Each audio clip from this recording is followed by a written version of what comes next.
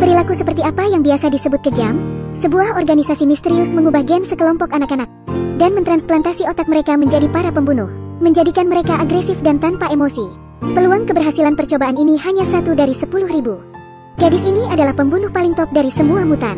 Ia penuh ide serta dapat mengatur ulang item kontrol. Ia mampu menghadapi sekelompok serigala dengan tangan kosong. Kekuatan tubuhnya dapat menghancurkan apapun. Kekuatan gadis itu membuat orang-orang ketakutan. Karena hal buruk akan terjadi jika para mutan tidak bisa mengendalikan kekuatan mereka. Diperlihatkan, gadis berusia 8 tahun ini melarikan diri ke hutan sepanjang malam. Ia terus berlari dan berlari, hingga kelelahan dan pingsan di depan seorang petani. Untungnya, ia diselamatkan oleh sepasang petani. Setelah dirawat oleh mereka dan juga dokter, gadis itu pulih dengan cepat tetapi amnesia. Maka ia memiliki kesempatan untuk menjadi orang biasa. Pasangan petani itu lalu menamainya Jayun. Waktu pun berlalu. 10 tahun kemudian, Jayun tumbuh menjadi seorang wanita sederhana. Ia sangat ramah dan baik hati. Suatu hari, kode aneh muncul di bahu Jayun saat mandi. Dan ia juga sering sakit kepala. Di sisi lain, penyakit Alzheimer ibunya semakin parah. Kehidupan yang awalnya penuh kebahagiaan itu dapat berakhir kapan saja. Suatu hari, sahabat Jayun memberitahunya bahwa baru-baru ini ada perekrutan gadis super Korea. Hadiah untuk sang juara mencapai 500 juta won.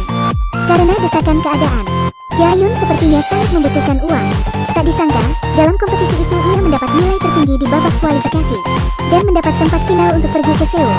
Ketika sampai di rumah, orang tuanya tampak tak bahagia karena saat pembawa acara Jayun memintanya untuk tampil. Secara mengejutkan Jayun melayangkan mikrofon di udara. Orang tuanya tahu itu bukan sulap, melainkan kemampuan bawaannya. Dan mereka takut orang jahat akan menculik Jayun. Benar saja, dokter baik dari organisasi yang melihat Jayun di televisi menyadari bahwa Jayun istimewa. Di hari kedua, Jayun dan sahabatnya naik kereta untuk mengikuti tes ulang. Di dalam kereta, mereka memulai rutinitas standar dan memakan telur. Jayun juga menampilkan keterampilannya menggigit 2 telur. Tiba-tiba seorang pria muncul. Namanya Nobleman. Ia terlihat familiar. Lalu ia menyapa Jayun. Apa nama akhirmu? Apa hobimu? Apa tindakan heroik yang telah Anda lakukan? Jayun hampir lupa menelan telurnya. Nobleman menatap Jayun dan berkata bahwa ia adalah penyihir. Ternyata Nobleman adalah seorang pembunuh super yang ingin menguji identitas Jayun sebenarnya. Mungkin saja, Jayun adalah seorang mutan yang dahulu kabur. Jelas Jayun tidak ingat apa-apa lagi. Wajah Nobleman pun berubah. Ia hampir menamparkan wajah Jayun. Kali ini, Jayun sangat ketakutan hingga hampir menangis. Penyihir kecil berdarah dingin yang pernah membunuh itu kini lemah lembut seperti domba kecil. Hal ini membuat Nobleman bingung. Akhirnya ia memutuskan untuk mengawasi Jayun dahulu. Tiba-tiba, Nobleman tak sengaja menabrak seorang pria. Pria itu lalu mengancam Nobleman. Namun Nobleman langsung menghancurkan pergelangan tangannya, lalu mendorong dan mematahkan lehernya. Ia mengangkat tubuh pria itu dan melemparkannya keluar kereta. Setelah beberapa hari di kompetisi, Jayun pulang ke rumah.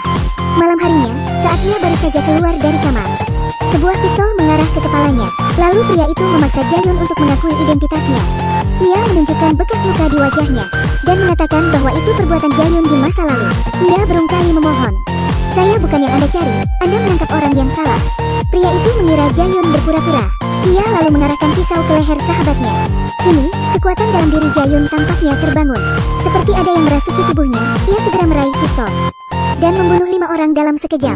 Lalu dengan pria ini, tanpa panik dan tanpa ragu-ragu, Jayun membanting pria itu ke dinding dan terus menghajarnya. Dengan marah, "Sudah kubilang bukan saya, mengapa terus memaksa?" Pria itu kemudian berkata bahwa apa yang Jayun katakan itu tidak sama dengan tindakannya. Jayun hilang kesabaran. Ia membidik tanpa mengedipkan mata, kemudian menjadi remaja yang ketakutan seperti semula. Sahabatnya tercengang. Apakah Jayun berkepribadian ganda? Tiba-tiba Nobleman datang dengan pembunuh wanita lain. Mereka mengancam orang tua Jayun. Jayun harus setuju untuk mengikuti mereka ke organisasi. Ia lalu segera dibawa ke laboratorium Dokter Baik. Dokter Baik sangat bersemangat. Ia berkata bahwa ia sangat merindukan Jayun. Ia juga berkata bahwa Jayun adalah karyanya yang paling sempurna. Sementara Jayun masih bertanya-tanya apa yang terjadi, Dokter Baik mengatakan bahwa ia tidak tertarik dengan topik itu. "Biarkan aku mengembalikan ingatanmu," katanya. Kemudian Jayun disuntik stimulan pemulihan memori. Jayun tiba-tiba berdarah dan sakit kepala lagi. Sebenarnya, ia pergi menemui seorang dokter secara diam-diam. Diceritakan, Jayun harus menjalani transplantasi sumsum tulang karena ada perubahan genetik dalam tubuhnya. Namun, ia bahkan tidak tahu siapa orang tua kandungnya. Karena penggunaan otak terus-menerus, Jayun tidak bisa bertahan lama, dan Dokter Baik akan membiarkannya. Mengapa Dokter Baik rela membiarkannya mati? Kemudian ia memberi suntikan lagi. Ia bilang obat itu bisa bertahan selama sebulan. Jika digunakan dengan hati-hati, gejalanya tidak akan memburuk. Jika Jae-yun ingin bertahan hidup, ia harus patuh. Apa yang dilakukan dokter baik dilihat oleh Nobleman. Ia pun menyadari keseriusan masalahnya. Akhir dari penyihir, tidak hanya hilangnya kekuatan, tetapi juga kecerdasan. Tentu saja, selama ini Jae-yun berpura-pura. Ia tidak pernah amnesia. Ia sengaja ikut kompetisi untuk menunjukkan kemampuannya, dan membiarkan organisasi menemukannya, untuk mendapatkan obatnya. Semua itu adalah rencananya. Ketidakberdayaan dan rasa sakit pun menghilang. Bibir Jae-yun tampak terangkat tersenyum miring. Sebuah monitor mata dihapus. Ia bahkan menyerang seorang penjaga sampai mati.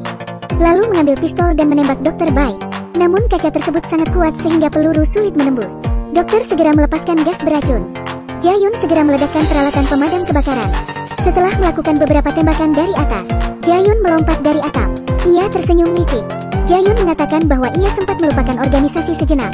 Dokter Baik kini terpojok. Ia juga tampak terkejut. Namun ia sangat kagum dengan Jae-yun. Jae-yun lalu meminta di mana sisa obatnya. Satu tembakan mematahkan kaki kiri Dokter Baik. Kemudian, pasukan organisasi anti-eksperimen datang. Mereka membantai mutan lain dengan berbagai senjata. Tampak seorang wanita bersiap dan mengambil pisau ganda di punggungnya. Lalu ia melompat, menghabisi pasukan dengan cepat. Dengan sekejap, ia berhasil melumpuhkan semuanya. Di sisi lain, Jae-yun menyeret Dokter Baik. Namun ia tiba-tiba dipukul dengan keras dan terhempas. Nobleman lalu muncul. Ia lalu mengatakan bahwa Jae-yun ini bukanlah Jae-yun yang dulu. Jae-yun hanya berkata ringan. Mengejek Nobleman bahkan bukan tandingannya. Nobleman memang masih muda. Ia belum tahu banyak tentang kekuatan penyihir. Jae-yun lalu segera berteleportasi dan menghajar Nobleman. Jae-yun melempar Nobleman ke dinding di sebelah. Namun Nobleman bangkit dan meraih kaki Jae-yun, kemudian menghajarnya. Mereka langsung meluluh lantakkan dinding. Namun Jae-yun segera meraih Nobleman dan memperlakukannya seperti anak kecil. Nobleman melawan, namun dibalas beberapa tamparan lagi. Jae-yun menghindari semua tinju Nobleman dan kembali membanting Nobleman. Setelah itu, mereka bertarung dengan sangat cepat. Satu tendangan lurus terakhir. Dinding pun hancur bersamaan dengan Nobleman yang terbanting. Nobleman tidak bisa mengalahkan Jae-yun. Di saat yang sama, Dokter Baik berusaha mengambil suntikan namun kaki kirinya ditembak. Akhirnya Nobleman mengambil pistol untuk melawan, lalu memblokir peluru dengan tangannya. Jae-yun mendorong Nobleman di depannya dan ingin memusnahkan Nobleman sepenuhnya. Namun tiba-tiba ada suara tembakan dan Jae-yun terjatuh. Si pria anti-eksperimen datang untuk menuai keuntungan. Pembunuh wanita kemudian segera datang dari belakang. Pria itu lalu menembak beberapa kali dan melumpuhkan pembunuh wanita itu. Tapi Jae-yun tiba-tiba muncul di belakangnya, memutar leher si pria dan menyelesaikan pertempuran. Nobleman mencoba berdiri dan bertarung lagi. Pembunuh wanita segera berlari dari belakang. Namun Jae-yun segera menghentikan wanita itu. Jae-yun juga menghabisi Nobleman yang mencoba menyerangnya. Kini, Jae-yun telah menemukan semua ramuan dan melewati medan perang yang berantakan. Tidak akan ada yang menyangka semua ini dilakukan oleh seorang gadis 18 tahun. Jae-yun lalu kembali ke rumah dan melihat orang tuanya sakit parah, memberikan obat amnesia ibunya, dan mengambil 2 untuk dirinya. Lalu ia memulai perjalanan untuk menemukan penawarnya. Diperlihatkan, ada seorang wanita elegan di tepi laut. Ternyata, adik Dokter Baiklah dalang sebenarnya di balik semua ini. Ada banyak varian genetik di sana. Senyum ikonik Jae-yun muncul. Ia mengancam semua orang yang mau main-main dengannya. Baik, sekian ulasan film kali ini. Terima kasih dan sampai jumpa di kesempatan yang lain.